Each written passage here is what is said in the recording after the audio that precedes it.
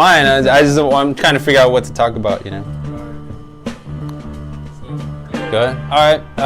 So my name is Chris Garcia, aka the Betty Hunter. I have a 1960 Volkswagen bus. It's actually my second bus. I had a 64 bus, which was my first bus. I started that one about 16 years ago. So I built that one to move to Los Angeles. Took me about 10 months to restore the first one. Then you hit blanks, huh? Yeah. So when I was gonna move to Los Angeles, I wanted a classic car so I could, wouldn't have to smog it or anything like that, so I could just drive around LA and I could work on it myself. So I was looking for a bug, and I looked, couldn't find one. And I was shopping around, and this guy had a bus for sale. It was only 800 bucks and it ran. And I took my bug friend with me and I was like, hey, let's go check out this bus. So he fell in love with it because he wanted a bus, and I bought it. And it was a big mistake because it ended up being a Bondo job. So it took me like about 10 months, and I bought a donor bus for parts. It was a camper bus, and I had all the pieces that I needed. It had good dog legs, good rocker panels, but somebody had rolled it. So I took like the cool, had a fold-down bed in the back. It had a cabinet on the side. Had all this cool stuff in it. So I ended up keeping a lot of it, and ended up taking that seat and I widened it and made it the full length of a stock bus seat. And now it's in my current bus. So that first bus, I worked on it for 10 months. I kind of did like an import style. It was more black, orange. It was like lowered on impies.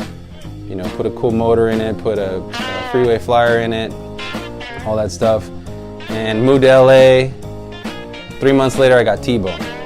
So dragged it back up north, took it to my dad's house, fixed it all up, cut the quarter panel out, redid the axle. The next day I was on my way to my friend's house and the master cylinder went out. So I hit a traffic jam on the 101 and I just slammed into two cars.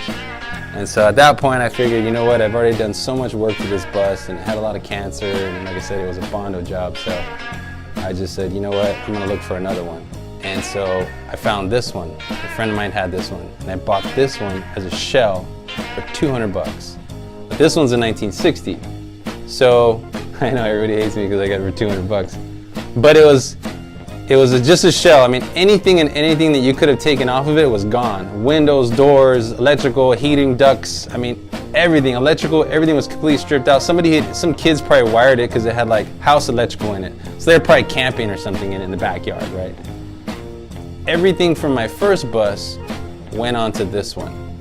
So I had already cut and narrowed the front beam. I had already put the swing axle, got rid of the reduction boxes, did the motor and everything. And this one I decided, you know what, with all these brake problems, I updated all the brakes. So I put I think 71 or 72 master cylinder with a dual reservoir. Put disc brakes on this one, which worked out because I had already narrowed the beam 4 inches. When I got in the accident in the first bus, when you hit, those door latches really don't hold.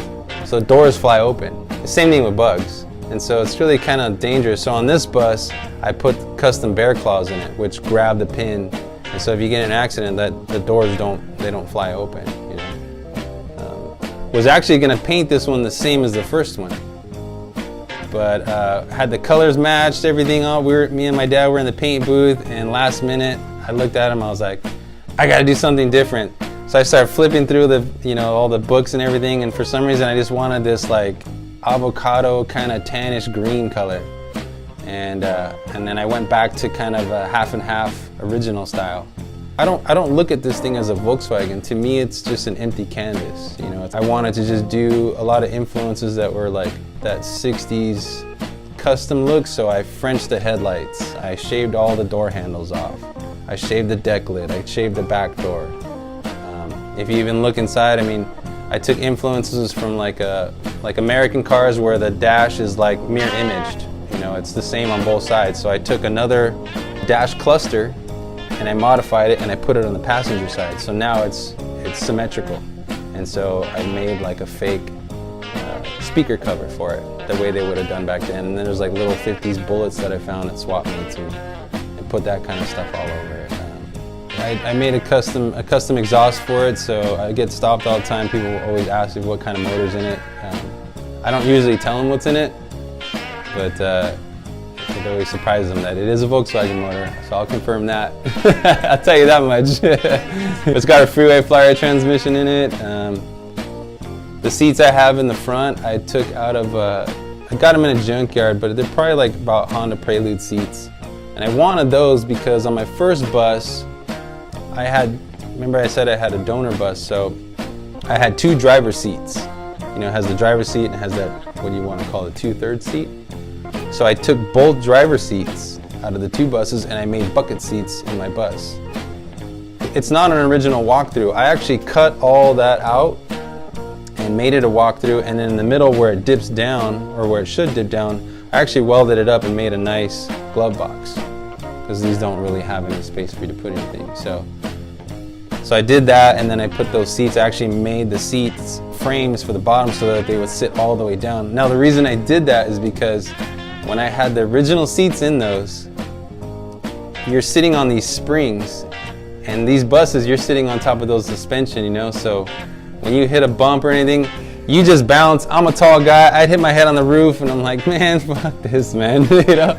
So that's why I went with the modern seats. I'm not really into modern seats, but it had to be done with the bus because you're sitting on top of the suspension. So the foam seats make it really nice. They fold down really nice. And another thing I wanted to take care of, with buses are kind of funny because with the original seats, you sit really high and the steering wheel is really low. And so if you look at any bus guy, they usually slouch over because they drive like this with their elbows and everything on the steering wheel, which is fine until you drive about an hour somewhere and then your back is killing you. So with this bus, I wanted to raise the steering column, not only because it bottoms out every time you come out of a driveway, but also because now my seat sits lower and my steering wheel sits higher. So now I sit back and I actually sit like a normal car, and I can lean back and drive on the freeway and just be really comfortable. And then I move the seat over so I'm a little bit more centered. A lot of buses you're driving kind of off to the side.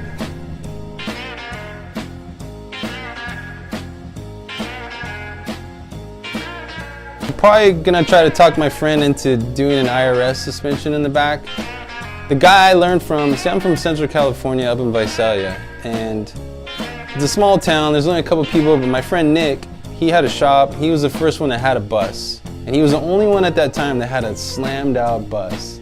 And I never forget it because he used to drive around town, and when you see something like that, you're just like, that's like dedication. You can't just go to a local anything and just buy parts. I want to go to AutoZone and get parts to slam my bus. It just doesn't exist. Just like my bus. You know, you want to narrow the front end, you got to do it yourself, or you got to find somebody that's done it. Or, you know, you want to take the gear reduction boxes off and then change the swing axle. All these, you know, you got to find somebody that's done it. A lot of guys don't want to tell you how they did it because they want you to pay them to do it, right? So that's kind of like this cool community thing with bugs and buses. Like some guys will share, some guys won't, you know, but yeah, so I want to put an IRS in it. It's just so I could probably slam it more, believe it or not. I didn't pursue pinstriping to do it as a business. I do it, but I learned pinstriping because as an artist, I wanted to do artwork as a tribute to pinstripers. Like, I grew up, my dad was a painter, he painted cars for a living, and of course guys like that, they all dream of having either a hot rod or classic or anything like that. And like I said, you know, we had stuff, but like I said, don't wait. So we used to go to shows and he's like, oh, look at that pinstriper right there. And I'd sit there and just mesmerize. This guy was just pulling these tiny lines, and he'd load his brush again and hit that same line and continue it, and you just couldn't even tell where he started and stopped. And I just thought it was so cool. And I always kind of wanted to learn. So I taught myself how to pinstripe because I was doing a show and I did these huge paintings, like oversized, heroic, like 6-foot paintings of pinstriping as a tribute to pinstripers. in the meantime, while I was teaching myself, I was pinstriping all my stuff. So I ended up pinstriping my bus, I pinstriped my truck, a bunch of my toolboxes are all pinstriped, you know, and then that led into, you know, you start learning how to do lettering and stuff. But so I learned that about 10 years ago is when I started teaching myself how to pinstripe, and then that was when the show was. So a couple other things I did, I looked at, you know, classic 60s American cars, and they have these beautiful steering wheels, and I like the bus steering wheel, but I kind of wanted to do something just a little bit different. So I ended up cutting it, and so I could two-tone it. A lot of steering wheels in American cars are two-toned, you know. So I ended up two-toning it tan and white, so I don't know. I just try to make it just a little bit different, but always error correct. I always try to do custom things that are from that era, so it's not something that's brought in from the 80s or 90s or anything like that. It's like something that would have been done back then with the parts that are available at the time, you know? That's kind of how I like to do it.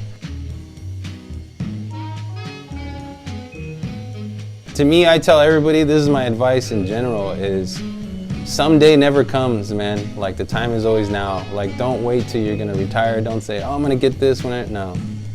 Save up and piece it together, get your friends together and just find it and just start wrenching, man. You know, like, who cares what it looks like? Who cares? As long as it's safe, it runs good and it stops, just get it on the road, man, you know? Buses, I mean, I love it. It's the funnest thing to drive. I mean, I have all my other classic cars, a hot rod, a shoebox, a truck, and, you know, V8s, all these things, but those buses are just fun to drive. It's like a big toy. You're sitting on top of the wheels and you turn and the whole thing is just kind of like curving over, and you get thumbs up everywhere you go, and, you know, it's fun to drive. I have to say, it's just a big toy. You feel like a big kid, you know?